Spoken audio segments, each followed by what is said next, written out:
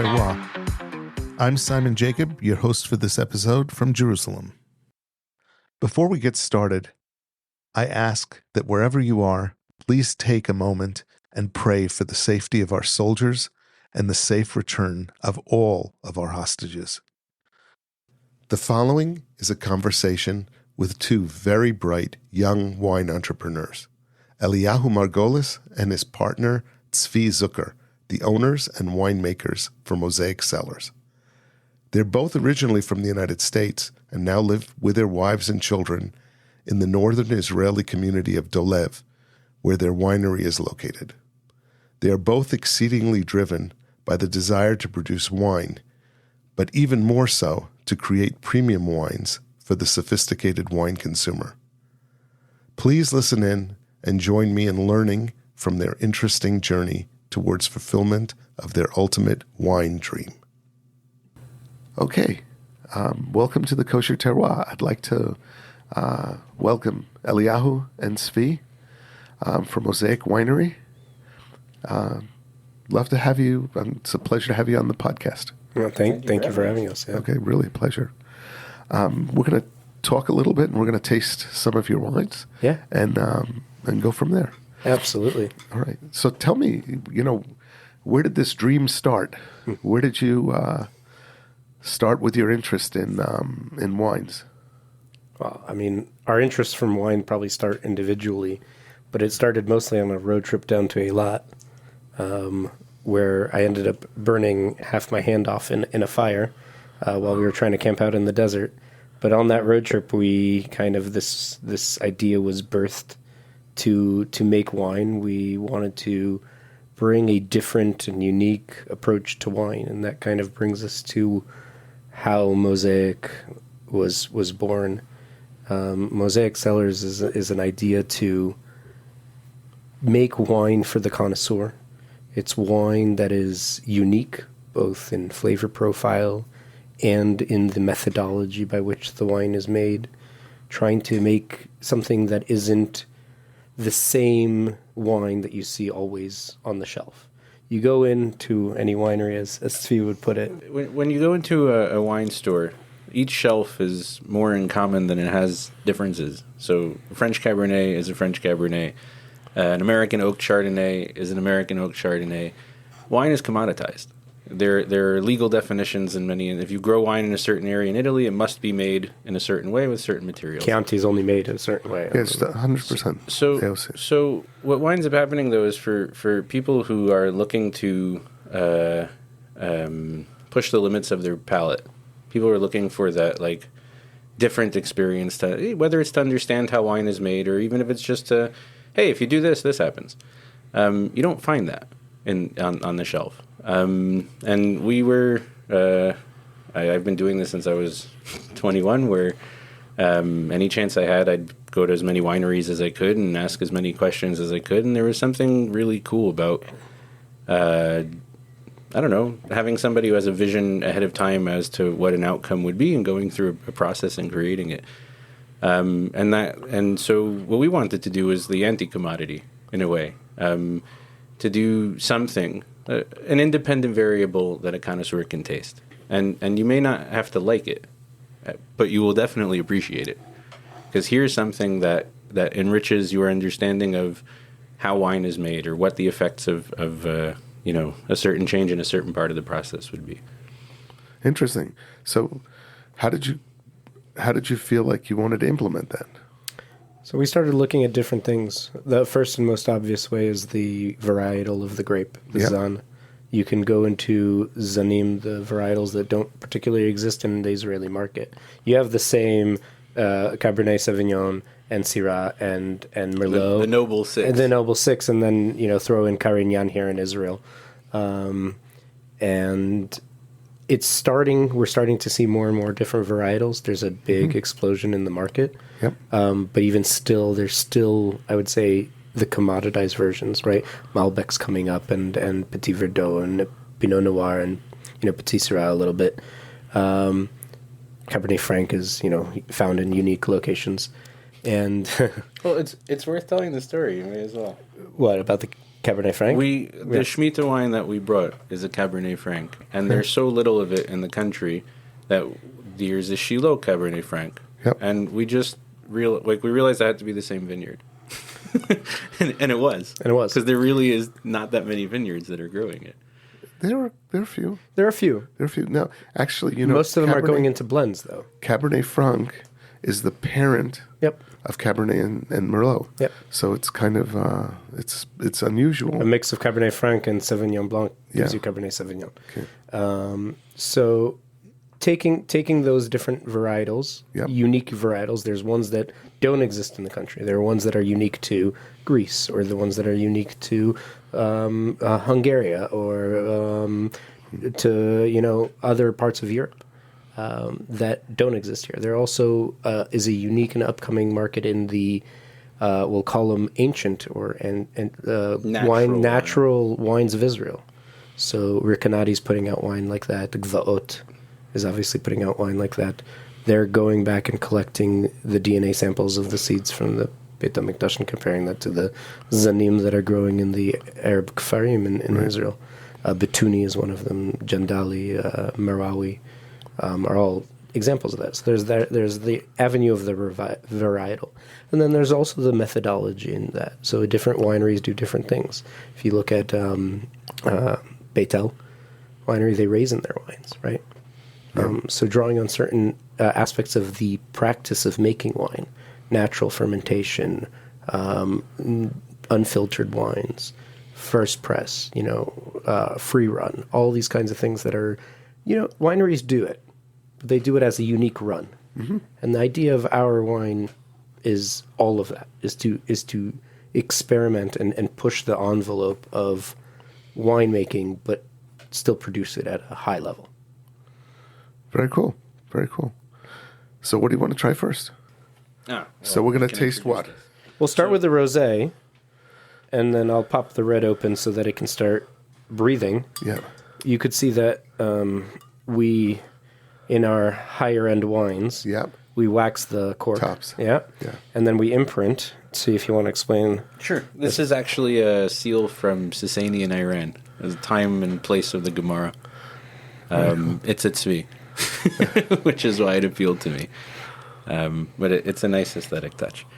Very cool. While Eliyahu was opening that, this is our rosé from 2023. Yep. The vines are old vines. They're 25 years old. They grow in Givat Ada, which is near Zichron Yaakov, Binyamin area. Because they are old vines, they're kind of pushing their last. Specific gravity that they were providing was pretty low. The wine here is only 10.5% alcohol, which is about like the minimum that it won't spoil, without fortification or sugar or the like.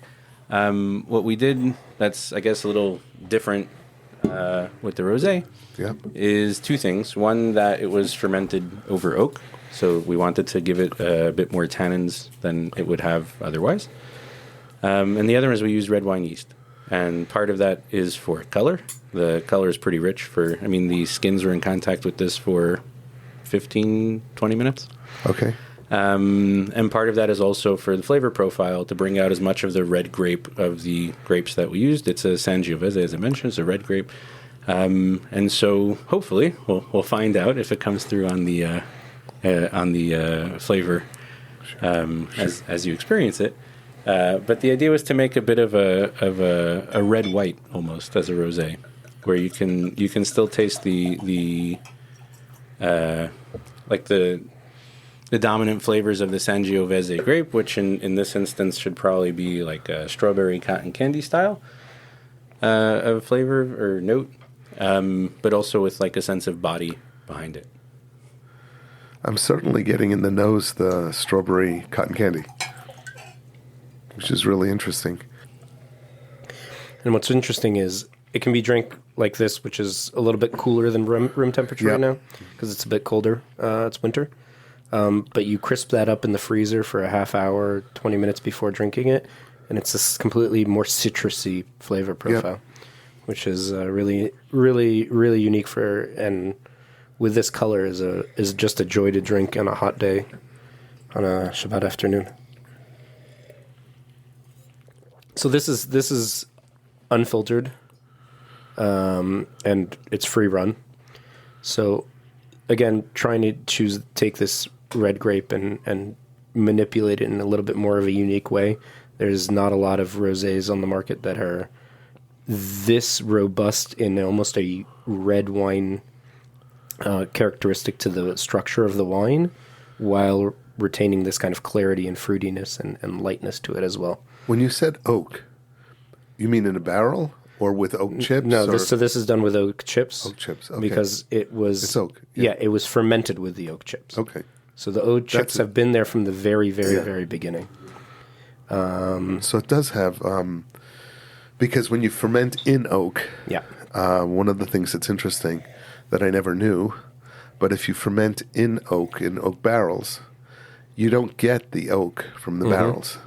What you get is the micro-oxidization, but you don't necessarily get the vanillin that's in that oak. comes in the oak barrels.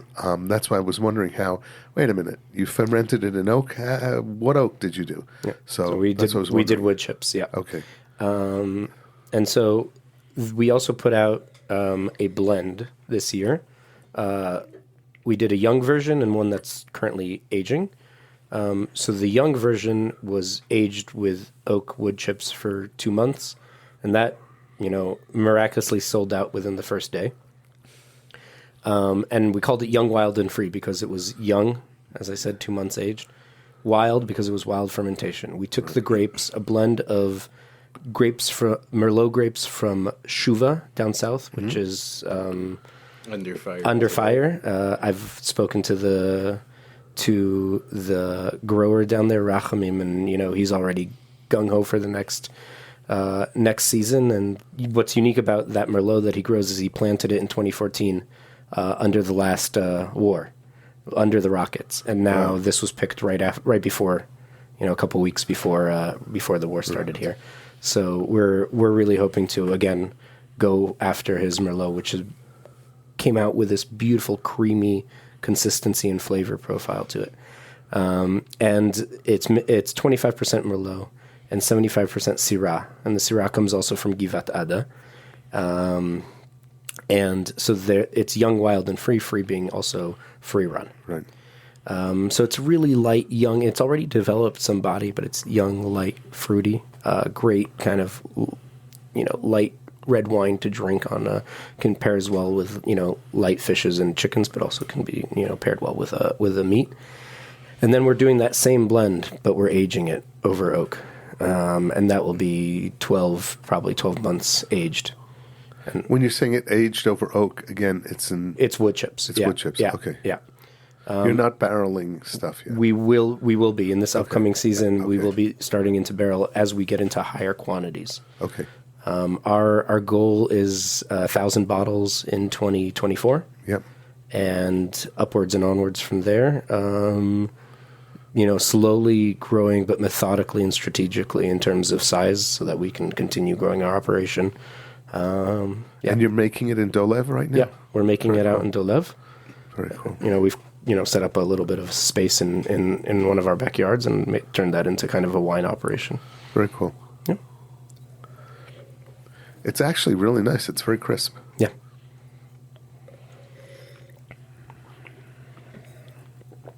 And the Sangiovese has a unique taste for a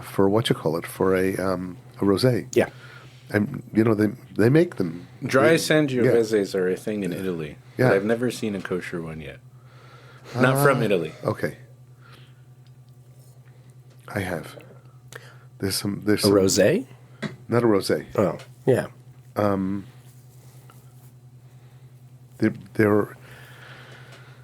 I have a close friend who's bringing in a lot of kosher wines from Italy now, and it's really spectacular.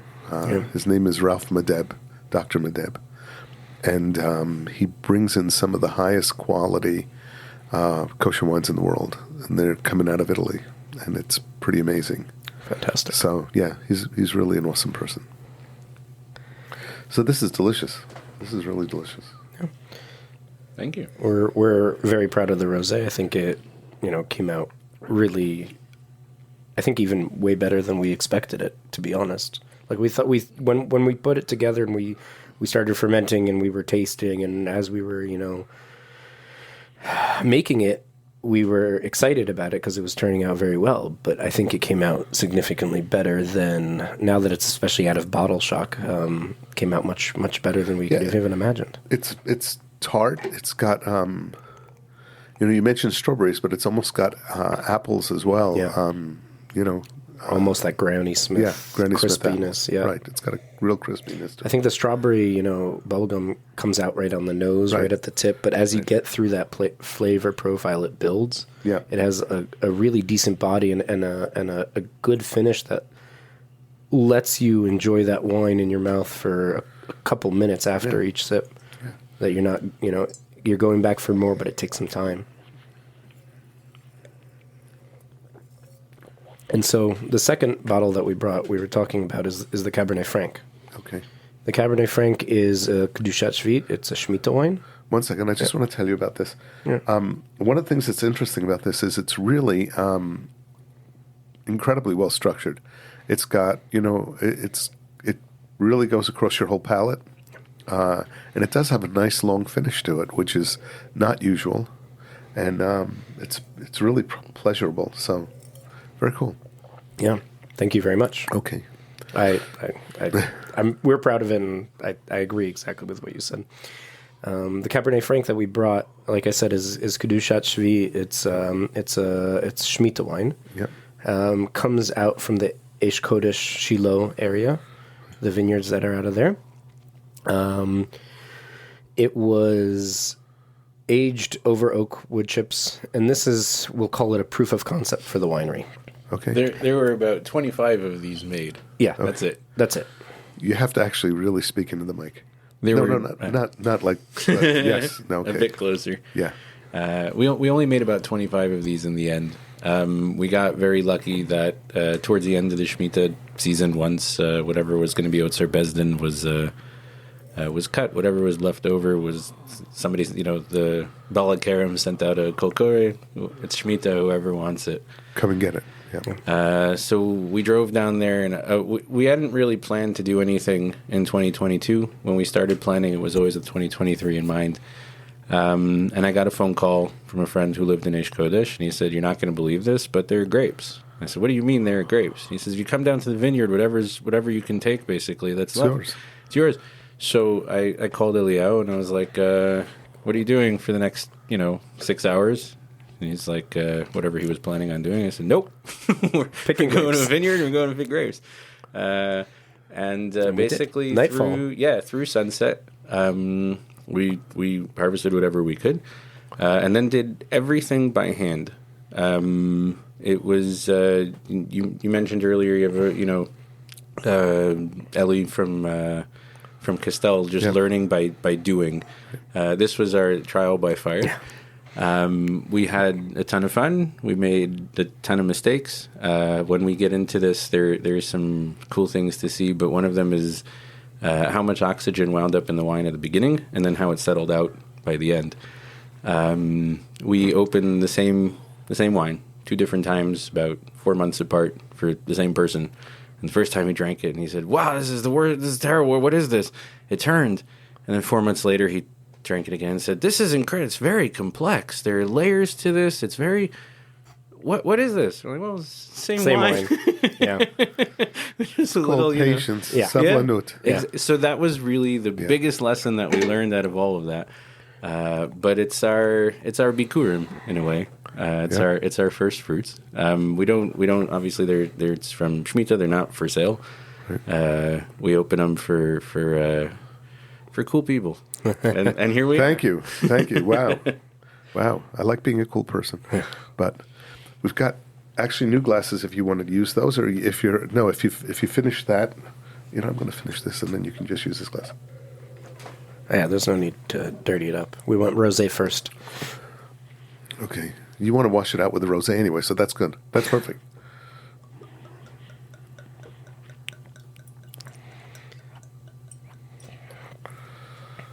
Okay. So it's uniquely rich in color. It's really the skins on the Cabernet Franc that we ended up having were very deep, very thick, very deep in color. And so this is already sat in a bottle for almost a full year. Not even, not quite a full year. His long legs. Yep. Yeah, a lot of viscosity. It's got these deep notes like gravel and dark cherries and mulberry almost.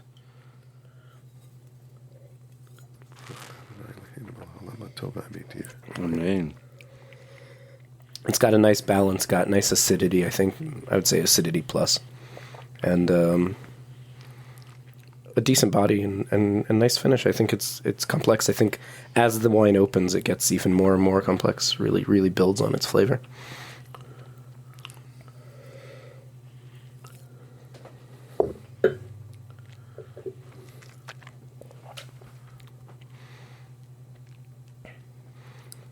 And I mean, personally, I'm a big fan of tannin, and this is we'll call it a tannin bomb.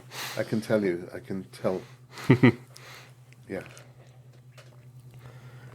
There's never a problem that Eliyahu won't solve by saying, add more wood. Tannin. No, actually, it's really interesting. I would love to see how this progresses. Yeah. Over some time, this is going to mellow out. Yeah. And it already has. Well, 4 months ago. So, like Tzvi was saying, this wine actually, in no desire of ours from the beginning, but got oxygenated through the production process. How'd you do that? You started off with a container that was too big. Yeah. Gotcha. So, and did not yet understand that a certain amount of kilograms of grapes doesn't always equal the same number in liters of wine, despite all the people saying that it does. Yeah. So we wound up with considerably less than we thought we would. And just in the spirit of, all right, well, keep going. You're not going to stop now. Right. Yep. And it ended up being something absolutely beautiful, but it absolutely changed the way the wine progressed, the flavor profile that was developed, and also the fermentation. Yep. Fermentation had a lot more oxygen than would normally be in a fermentation tank. And I think it's created a unique wine, and lesson learned that there's... Well, it'll be the last one like this, we hope. Maybe, but there is that pushing the boundaries. That's where it came from. Yeah, but it doesn't look like it's oxidized. It's not brown. It's not browned on the edges or anything. No. It's not oxidized from that perspective at all. And it doesn't taste oxidized. No. It tastes... oxygenated might be a better word than oxidized, because a lot of oxygen went through it, but it didn't stay in there. Right. But the part of how the fruit notes are that open, even though this wine is that young, is because of, well, I'm off the mic again. Yeah, no, go ahead. Part of why the fruit notes are that open is because this normally we add oxygen to wine. We open it, we let it breathe for an hour, but it did that much earlier on in its process than most wines will do. What I find interesting is no matter who we opened this for, people with sophisticated palates or people who don't drink Kiddush wine, yeah. Everybody would take a sip and say, wow, this is very complex. There's like a lot going on in here, which was very interesting for us to see that was a universal. Some people left it at that, and some people started, I'm getting a little bit of this, and I'm feeling a little bit of that, and the dryness is a little, well, at the time when it was still young, this is very, very dry. It's overpowering, and now this is kind of mellowed into the wine as necessary. But it was something that everybody, kind of came back with, which was there's a lot going on here, which for many connoisseurs was like, this is kind of like Eliyahu was saying, this is our proof of concept, where somebody can look at something and say, that's different. Not in a good way, not in a bad way, just that is what it is. I'll tell you what my preferred bottle of wine. I go to the wine store. I really want a nice bottle of wine for Friday night. If I were to choose a red bottle of wine, I want that bottle of wine that I take a sip and then 5 minutes later I'm still thinking and I'm still chewing on that sip of wine. That complexity.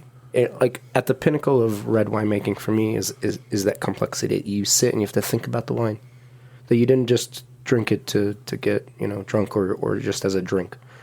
I think there are wines that are perfect for that. Our Young, Wild, and Free is perfect for that. The rosé, great. It's complex. You can drink it, but you can drink it lightly and keep drinking and go back to it. A red wine that you sit at a dinner table with, good meat and you think about that wine.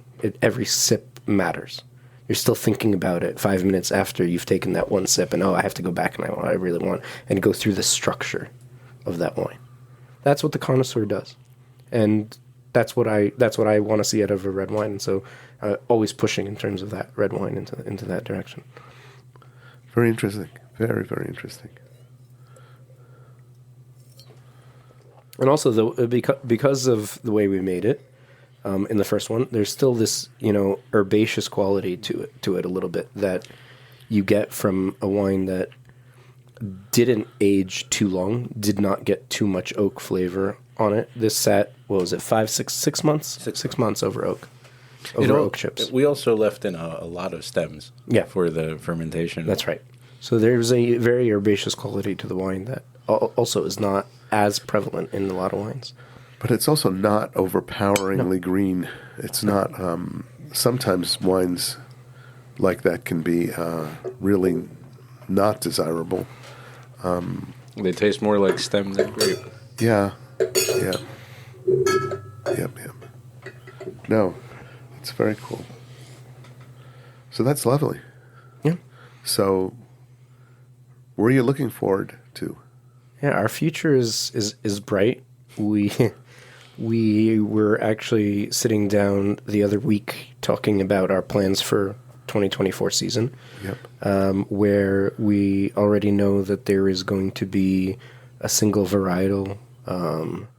Well, wait. Let's talk about 2023 because Yeah. you've made those. Yeah. So those are coming down the pike. Some of them are So what out. do you have? Yeah. So the rosé, half of it is sold. Okay. It went the first day half. Right. We've got we made about 120, 130 50. bottles. 100 of them is what we're selling. The rest is archive or what we're keeping for our own drinking. And 50 have already sold. Okay.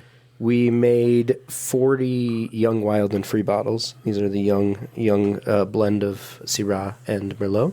That sold out. That sold out the first day.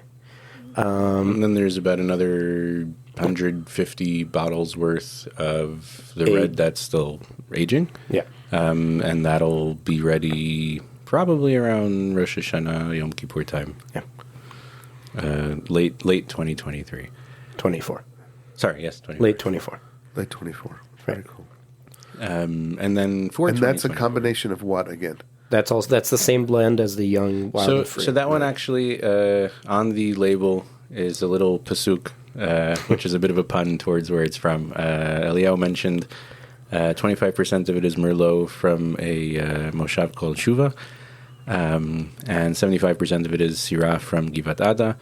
And once the cuvee was mixed and I saw that, it kind of reminded me of the pasuk Shuva Yisrael Ad Hashem, which is always written as Ada because it's a hey and a and so kind of as a tefillah and kind of as a little unifying theme for what the bottle wound up being. That's the top of the label over there.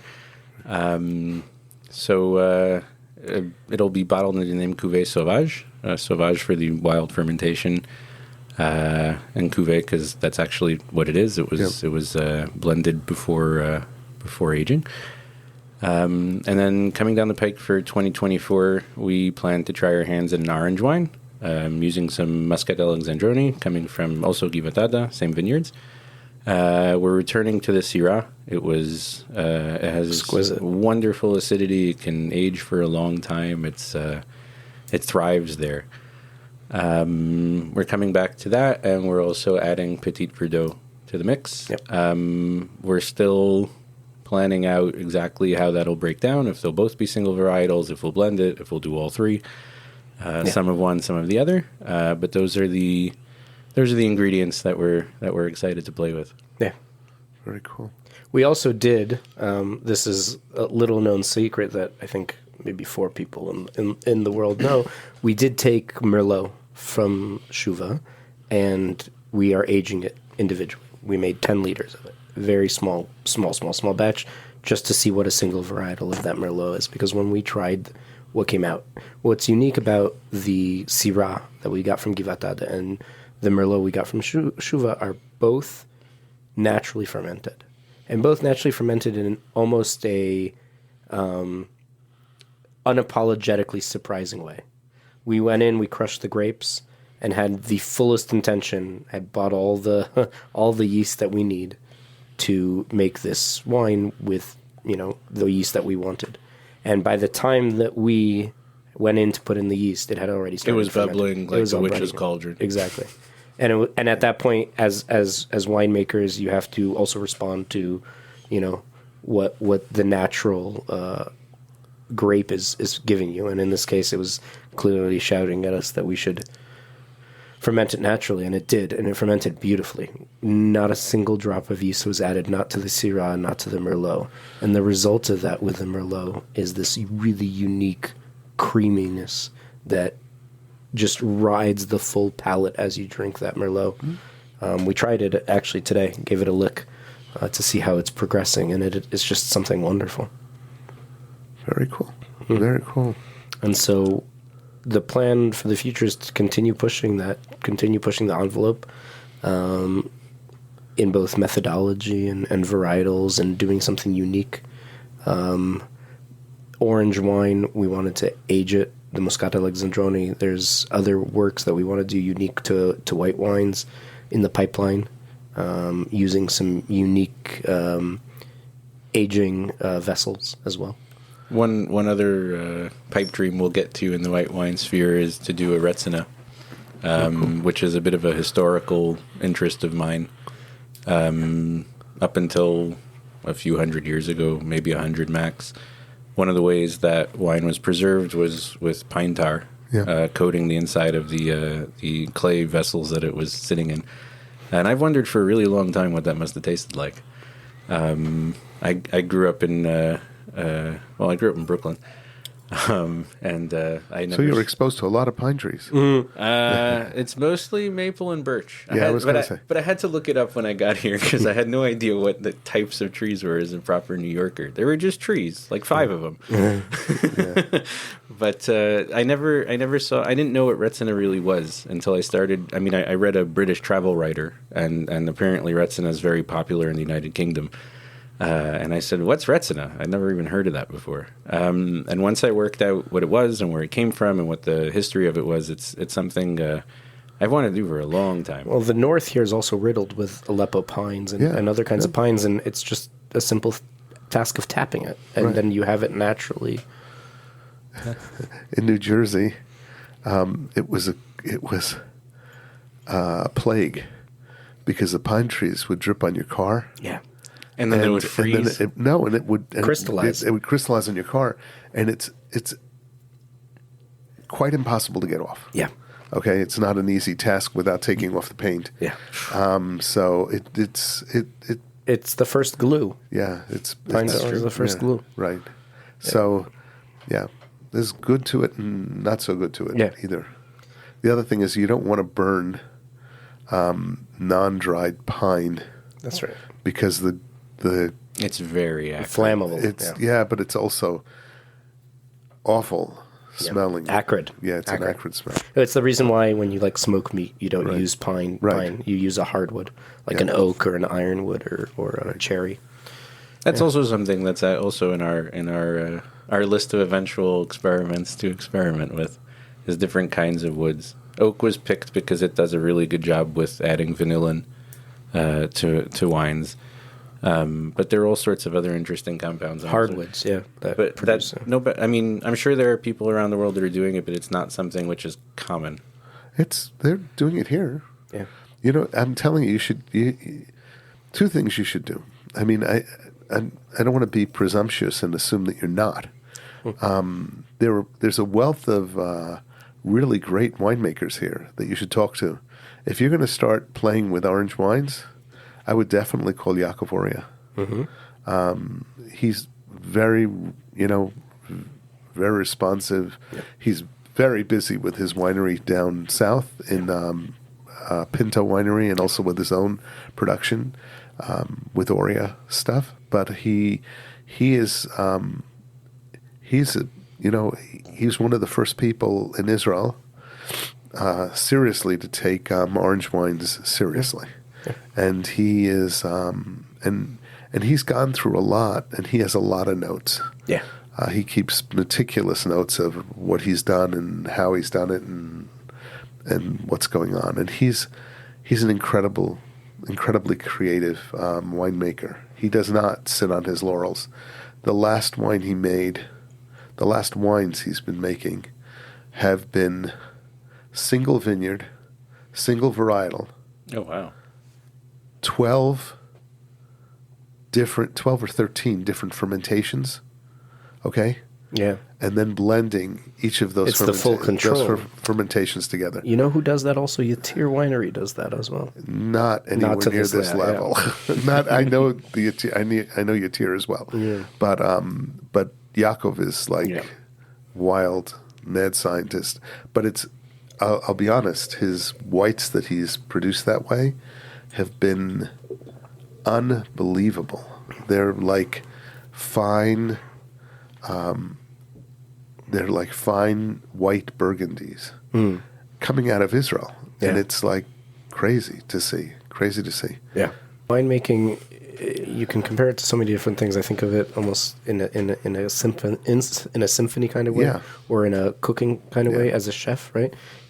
You're putting in these tiny little things that if it wasn't there, you know that it's missing. If there's too much of it, it ruins the whole plate, or ruins the whole symphony piece of music. It's like when they go, and a pinch of salt. And you're like, as if a pinch is going to... But it does. It does. It makes a difference. You reach a crossroads in winemaking every point, and the winemaker then has all these various decisions that create future decisions and future choices that need to be made.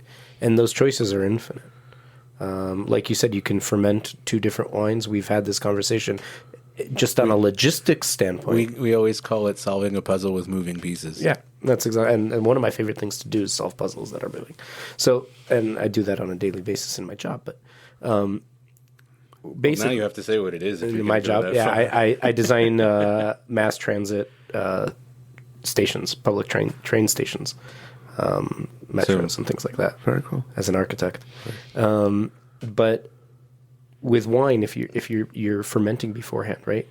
We were talking about this just from a logistical standpoint because you need the vessels, right? You need the Nirostas or the barrels or whatever to produce the wine. Should we ferment together, and then you have a blend from the get-go, and then you're kind of solving a problem of having multiple vessels to ferment in.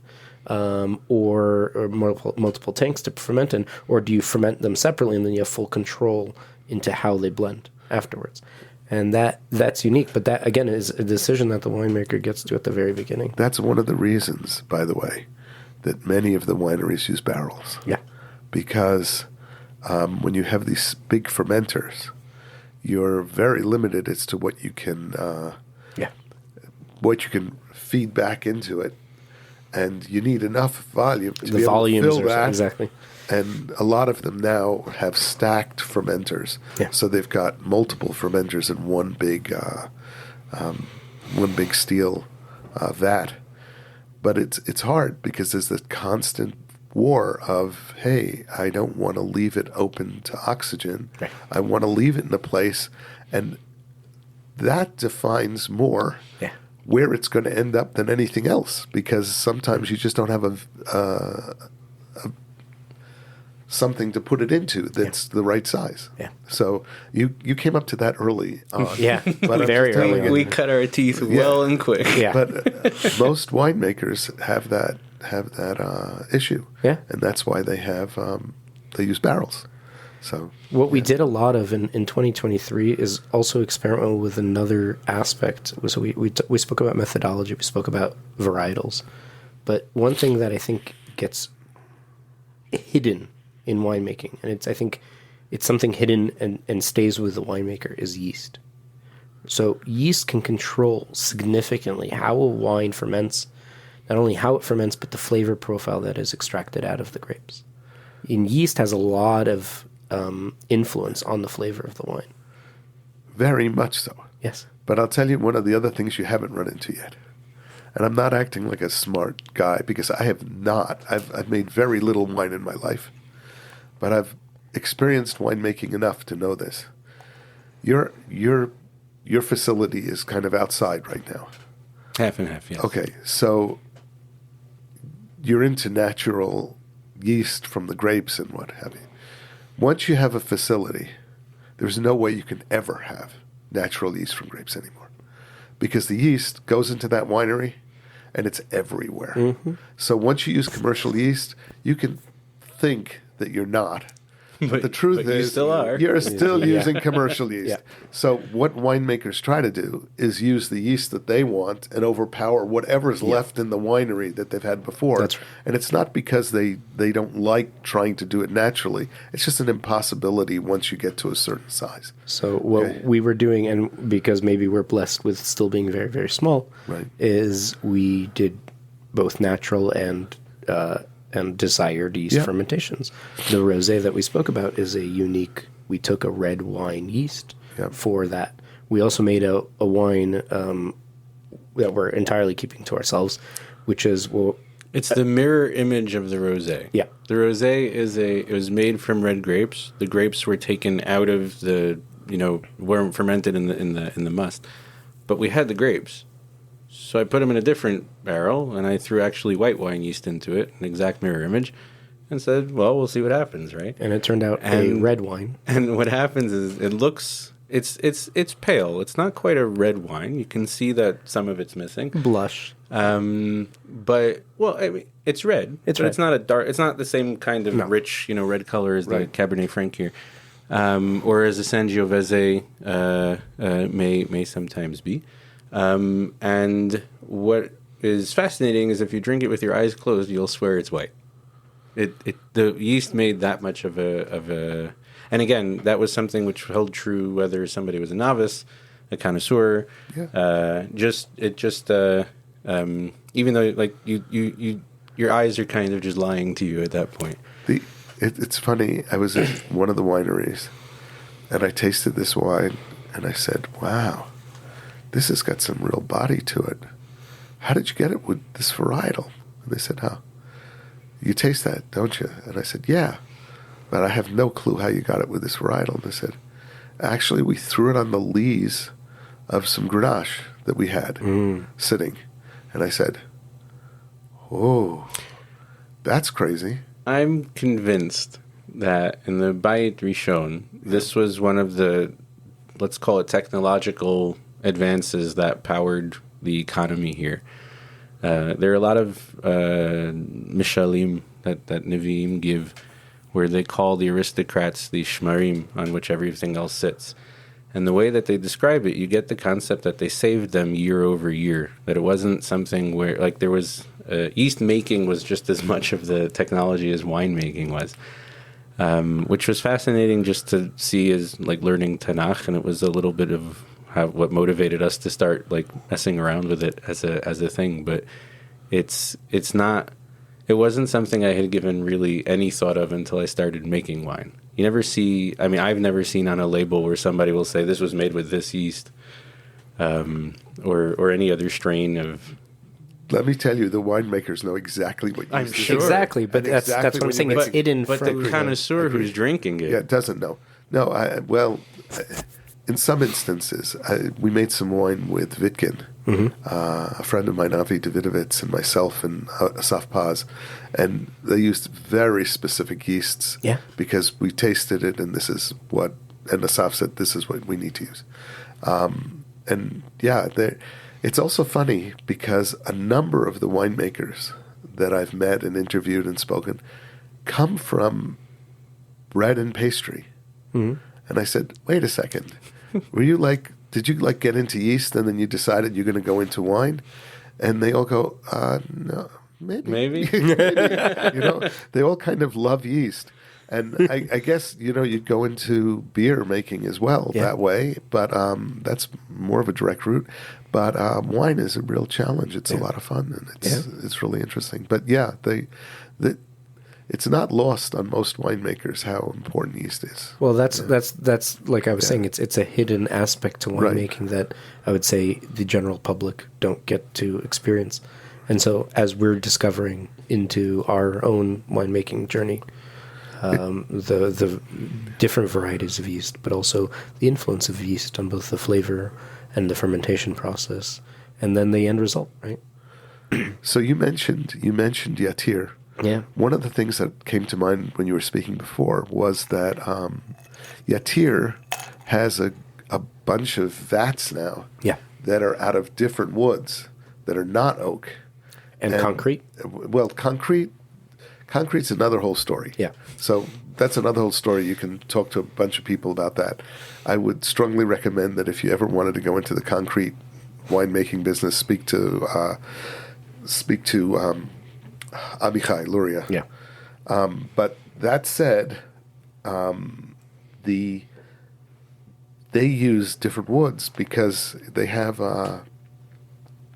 different qualities that they didn't want oak, but they wanted a softer influence, and each of the woods imparts a different micro-oxidization into the wine, as well as a different, parts a different flavor.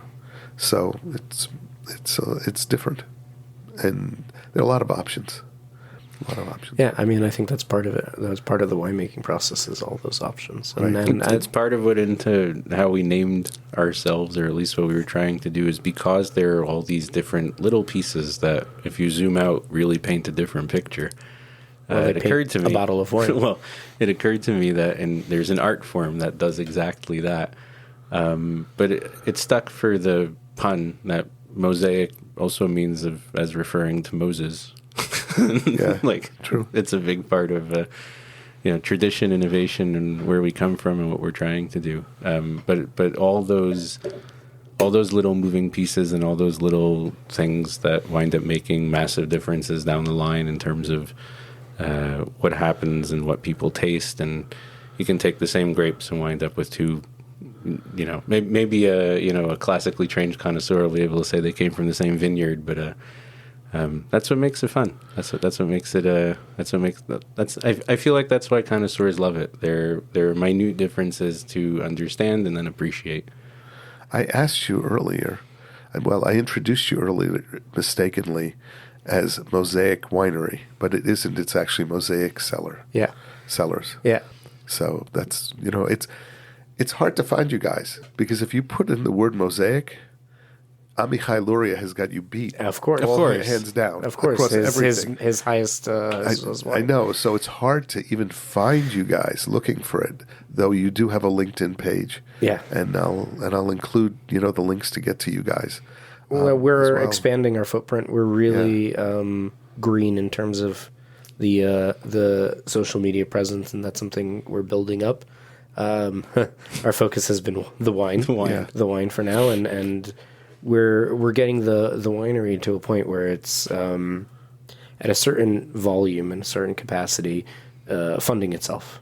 Right, the amount you can make it back will fund the next season, and so on and so forth. And so we're almost at that point in terms of the winery where it can fund itself, and as we keep growing, it can also fund a certain amount of growth stably. And that will then also allow us to also expand our own presence, our online footprint, as well as the distribution of the wine within stores, restaurants, and beyond. Yeah. So right now you're distributing directly word of mouth for the most part. That's absolutely right. Yeah. Okay. So we need to find some ways to get people to connect, so that even though you have a small amount of wine, it shouldn't be any effort to get rid of all of it very, very rapidly. Yeah. So we'll see. We'll try to make some connections. Greatly appreciated. Yeah. I was going to ask you as well as where you both originally from? Because part of my listenership are people who are in Hul, outside of Israel, who dream about making Aliyah. Yeah. Okay? That's number one. Number two is the people who listen to my podcast are all dreaming about wine. So if they can get to Israel and also do something with wine, man, that's the dream. That's the dream, isn't it? The dream. So how did you guys actually get there? How did you, where did you come from and how did you get to this? I grew up in what I like to call monochrome Flatbush. Okay. Everything was black and white. I moved here when I was 25 years old. At the time, I was married. I had 2 young children. I had been planning this for years. I like to say that when I first moved and then I went back to visit, everybody came over to me and asked me if I was sane. 5 years later, they said, wow, it's amazing. You're like already there and set up. But, because I think at some point we might all have to. And then, another few years after that, they're like, yeah, you had a lot of foresight to go when you did. All in the span of, not much time at all. I first came to the kosher wine scene staffing Kedem's big yearly bash that they hold in the New York KFWE. area. Yeah. So who did you know from there? Well, where I was in yeshiva at the time, there was somebody with connections to Royal Wine Corp, and they're like, Shomer Shabbos people, I was like, I'll do They're that. looking for wine pourers. Basically. Yes. And I found myself at a table with the regional salesman for the area that I lived in, and when I realized what the real game was for what was going on, I was like, if you can move around the floor, you could do pretty well here, right? And he said, yeah. And I was like, all right, I got the table. Don't worry about it. Have fun. He was really, really appreciative. And so he came back to me a couple months later and he said they're trying something new where they want to put people into the stores to try to do tastings, to educate the public. The kosher wine supply was growing a lot faster than the kosher wine demand was for a little while. And this was their way of stoking the demand side, I guess. This is like the Thursday night cholent. Yeah, exactly. Okay. But like in the stores, in Thursdays the back of the and store, Fridays. in the front of the store, right. And so I actually had a really, in hindsight, envious experience where I got to learn a few thousand people's palates, understood what they like, what they don't, and they'd walk in and go, "What am I drinking this week?" And I just point. And I'm like, "What are you eating? Like, what's on the menu?" And then I point, and they nail it, 8, 9 times out of 10, and it was great. It was a lot of fun to like realize the consumer side of wine without realizing at the time is what I was doing. Very cool. When I moved here, I didn't really have much to do with the wine industry at all, but from the same time, like back then, I have there's a Google Calendar invite with my old chavrusa from yeshiva on his 65th birthday where it says retire, open winery with Tzvi. So it was always, like for me anyway, it was always the end goal to get into this. And this is literally a dream come true. Wow. So you're also working? Yeah. What do you do as well? I'm working at a tech company, digital marketing. Very cool. Thank you. So you got to get into digital marketing for you guys. I know you've been doing it. He's the I expert. know. He's the expert. I know. I can design the busting. facility. I can't do. He can't bust your chops. I have to bust your chops. It's okay. Chops are for busting. Yeah, I grew up in suburban Connecticut. My parents are Soviet refugees. Where? We're in suburban Connecticut. West Hartford, Connecticut? Sure. West Hartford, sure. Yeah. I had a sister and brother were there. Yeah. Living in the shul, the Orthodox shul there. Yeah. Yeah. The last name is Malik. Sure. Steve Malik and Sally Malik. Yeah. Sally's my sister. Oh, wonderful. So it's a small world. Small world. Really small world. So, yeah. I used to know the rabbi from there. Yeah. Rabbi Cohn was there. Yeah, Rabbi. I know. Wow. Yeah. So, yeah. So grew up there, born in also in Brooklyn, but my parents are refugees from the former Soviet Union, came in the late 80s. Where? Whereabouts? Moscow. My mother's side of the family is very Lubavitch from, Belarus. Yichus. Yeah. Very, very, very strong yichus to the first Lubavitcher Rebbe. And my parents came to America they knew they were Jewish because it was written in their passports, Jew. But my mom knew a little bit more. Her mother was religious up until adulthood. But my mom did not grow up religious. My dad, the first time he ever saw a shul, a synagogue, was on their first date on Rosh Hashanah when they went to the main synagogue, the great synagogue in Moscow. So in America, they slowly started finding religion. They first came to Israel. I grew up in suburban Connecticut with, I would say, a privileged life, growing up, swimming, hiking, forests, nature, tennis lessons, art lessons. I'm a classically trained artist, and that's how I got to architecture, which is what I do now. Where did you go to school from? I went to the University of Maryland, down in College Park. Right, I saw that. Yeah. My sister was also in University of Maryland. Yeah, Sally. It's an amazing school. Yeah. And then I made Eliyahu in 2015 by myself. My family followed suit fairly soon after. I got married. I have 4 wonderful daughters, triplets. Wow. 3 girls that are 5 and another youngin' that's 3. And for me, wine kind of started. I came to yeshiva here for a year, gap year, and I was up in the Hesder Yeshiva in Chispin. In Chispin. And so I volunteered at the Golan Winery in Katzrin, and they needed Shomer Shabbat people to help sort the wine, crush it, do some work within the wine that had to actually handle the grapes and the tilosh and the juice. And so I fell in love with the process then. My dad's he's a chemist. He has a PhD in chemistry, so always the chemistry and the biology aspect of winemaking was always interesting to me. And kind of both my father and I dove into the winemaking and wine drinking, we'll call it, culture here in Israel as it both expanded, almost similarly to the way craft breweries expanded in the United States over the last 30 years. And with this huge explosion of really high quality wine, we grew to be, in our own right, to become connoisseurs. And so making wine now has just been an extension of that, of producing something that we ourselves would want to go to the shelf and buy. Very cool. And so, I mean, that's, like Tzvi said, it's just living the dream a little bit. A lot. Yeah. It is. So that's amazing. Really awesome. So we both live in Dolev now. We both, our families are there, our houses are there. And you actually met there? we met in Dolev, yeah. Okay. When Tzvi came to look at the yeshuv, was the day we met. And, It's a very, very, very close-knit, tight-knit place. Yeah. People who are coming to think of living there generally introduced a whole bunch of families along the way. First, it helps with the decision. Yeah. But it's also nice. And less than 300 The Margulis were one of the families that were introduced to us at the beginning. Helped us feel at home. Are they mostly Anglos or are they everything? It's about, I would say, about 15% English speaking, of which about half to 2/3 are Olim, and the rest are, let's say, second or third generation. There's also like secret Anglos, people that they speak Hebrew to you, you speak Hebrew to them, and then somebody says, "Oh yeah, they're from Queens," and you're just like, "They're from Queens?" And then you all of a sudden start talking to them in English, and you're like, "Well, where were you as I was breaking my teeth?" I've known you for 6 months. Thanks for letting me know. Yeah, exactly.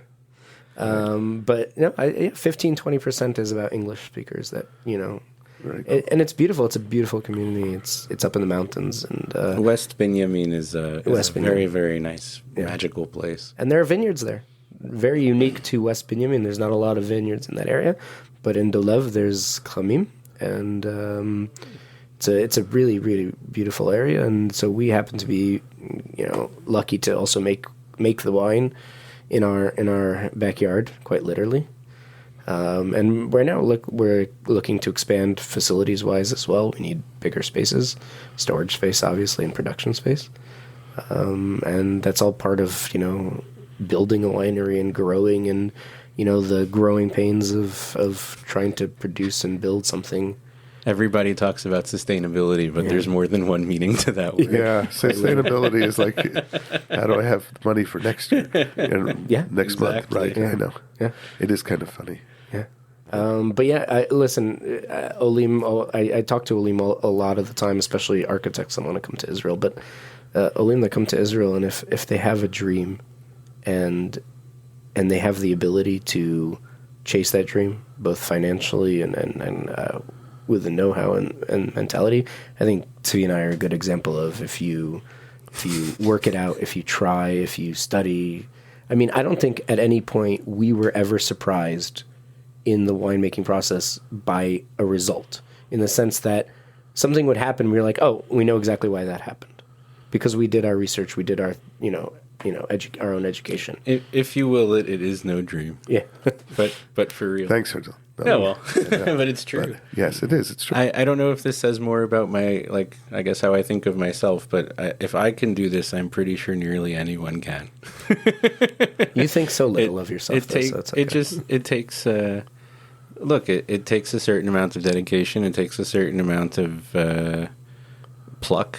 You got to be able to accept whatever comes out of it, especially if you're going to start with small quantities. The chutzpah, you were talking about. Yeah, exactly that. If you have the chutzpah to try, then... Eli from Castel. Yeah, you have to have the chutzpah. You have to have the chutzpah to go out there to talk to these winemakers, to talk to the growers, right? To talk to the people that are out in the vineyards that know their grapes. They know how much water is going to be there at the end of August and beginning of September. If they have the slope, what kind of impacts the slope, the soil, the terroir have on those grapes, and talking to them and learning from them as well. We learn so much by just going out to these places. Tzvi and I will just drive up to a vineyard, talk to a person, the grower, the farmer, or talk to the winemaker, and a lot of that. How many trips have we made to different wineries? More than we can count. Just learning and just trying to absorb as much from everything. And I think if you ever stop learning, then I think you're already on the path to starting to fail. 100%. Yeah.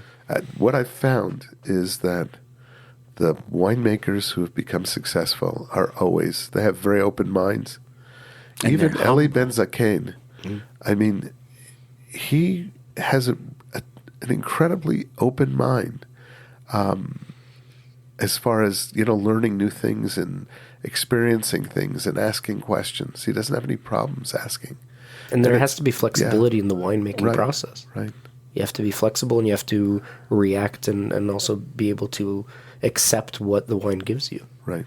And if you are dead set on making one thing and one thing only, and it doesn't go that way, you also have to be humble a little bit. I mean, one of the things with Yaakov Oria, which is really cute, is he has a wine called Yafa Kalevana, and pretty as the moon is the translation, but it's really pretty as a white, and it's pink. And it wasn't supposed to be pink. It was supposed to be a white, and he had no problem saying, "Hey, look, this is what happened." I was talking to I forget his last name, Yaakov from Lefroy Blanche. Okay, I don't know him. Do you know? I know exactly what you mean. Wonderful winemaker. Wonderful winery. Yeah. First of all, I could not recommend them any more than I can. They make really exceptional, high quality wines. And they were just telling me this was, I think it was last year, maybe 2 years ago. Their white wine, one of their white wines, the grapes didn't come. It just didn't produce properly. So they had to, they had their blend that they needed to put out to get it to put it out there, and they had to improvise at the last second, and it came out better than the blend that they've been putting out for the last couple of years. Yep. And that kind of humbling experience of, you need to be that flexible. You need to be able to react to it, and you still can make a beautiful product, but you need to be able to, absorb that and be flexible to what the wine's, showing you. One of the people who's a young winemaker, Sam Baum, do you know him? No. Okay, so Sam Baum actually manages a vineyard for a very, very large wine maker. Mm-hmm. And they put him in. They have enough faith in him. He's responsible for one of their main vineyards, and he's making red wines, Baum Family Winery, You should look it up because he's also very small, trying to make incredibly quality wines. But the approach from him is from the vineyard, and he really has been focused on vineyards and focused on how to manage a vineyard and how to groom a vineyard and what to do, and it's really cool because there's so many ways to come into wine that it's really fun to see it all. I think that's also part of it is the marriage between the winemaker and the vineyard and the vineyard and the farmer. Yeah, yeah. right. So the winery and the vineyard are so interlaced, and so finding that pairing, right? If you're not growing your own grapes, like we are, we're buying our grapes. Another dream of ours one day is to be able to plant our own vineyards, but until that time comes, like many other producers in Israel, we buy our grapes, and what we found is finding the right partner in the vineyard that looks and wants to have that same kind of pairing of quality, that same ideology in terms of what they're doing. So a lot of the vineyards that we're talking to are also looking at natural ways of extracting greater depths of flavor. One of the vineyards we're talking to is culling their clusters this upcoming year to really reduce the quantity, so that you can really concentrate the flavor in the clusters that we're going to have. I've seen that work and not work. So I'm just telling you, it's it's interesting. Well, it's fascinating to see it from a vineyard that's not making the wines, because he's taking a risk. Yeah, 100%. He's slashing what he can sell. A lot of them say that to winemakers, and then they just sell them. You didn't see this? Yeah, no, but it's there's some dishonest people, but typically most of them are very, very honest. One of the other people I would speak to is Tomer Panini at Tom Winery, up near Itamar. That's an incredible vineyard and an incredible winery. I helped plant some of that and helped pick some of it and made a wine up there. Called Robenu Tom. Nice. That's amazing. I pick crazy names. No, those are great. So and the other one, best enjoyed after nightfall. But yes, yes. Another winemaker that we've been seriously talking to. Also, I can't recommend them enough. Is the winery Scoria up north. If you've ever tried them, I have tried them and I've seen it, and I was surprised at how good the wine was from there. But I've never spoken to the winemaker. So Ofer is the winemaker, and I can put you in contact with him. One of the most absolutely humble, down to earth people. Salt of the types of people that make you proud just to be in this, That's the same thing with Tomer.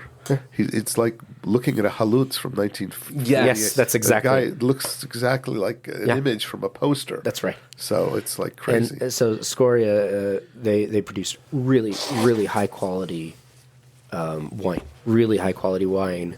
I would say very French, heavily French influence, and been talking a lot to Ofer from Scoria in terms of production and trying to learn from him as well.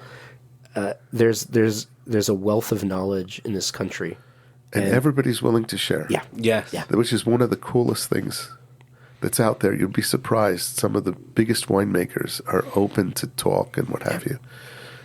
So it's fun. It's really fun to see that. I keep saying fun. It's a lot of hard work. I know it's a lot of hard work. But when hard work is fun, that's living great. life. Yeah. So, anything else you'd like to talk about or mention?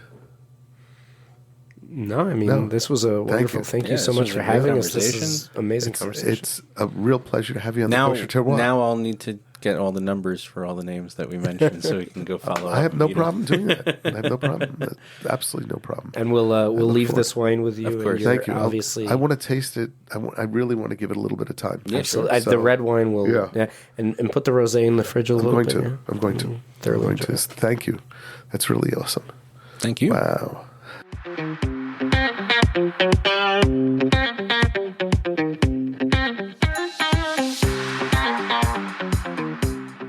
This is Simon Jacob again, your host of today's episode of the Kosher Terroir. I have a personal request. No matter where you are or where you live, please take a moment to pray for our soldiers' safety and the and rapid return of our hostages, and whenever possible, buy and share Israeli wine. I hope you have enjoyed this episode of the Kosher Terroir. It was exciting and informative for me as well. Please subscribe via your podcast provider to be informed of our new episodes as they are released. If you're new to the Kosher Terroir, please check out our many past episodes. The Kosher Terroir is also available on the Nachum Siegel Network at 6:30 p.m. New York time, Thursday evening, and on the world-famous NSN app.